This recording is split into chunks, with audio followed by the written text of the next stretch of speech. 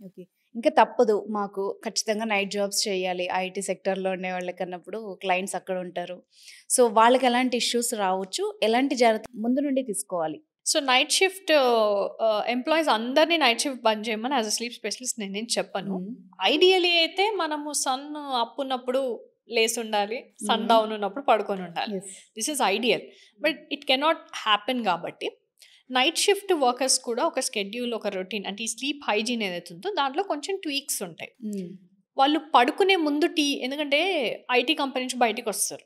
బయటికొచ్చి ఒక టీ తాగి, ఒక స్మోక్ చేసి ఎళ్లి పడుకుందాంలే అనుకుంటారు. అవును. అలా నిద్ర రాదు.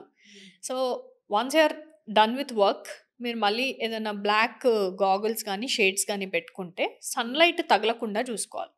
అట్లయితేనే డ్రౌజీనెస్ మెయింటైన్ అయ్యి మీరు ఫ్రెష్ అప్ అయ్యి ఏదన్నా లైట్‌గా తినేసి పడుకుంటే 6, 7 అవర్స్ పడుకున్న తర్వాత లేసిన తర్వాత అప్పుడు you can have tea, coffee. అది ఏ టైం అయినా కావచ్చు. సే 10:00కి పడుకుంటున్నారు. 6, 7 అవర్స్ పడుకుంటున్నారు. 2కో, 3కో లేస్తున్నారు.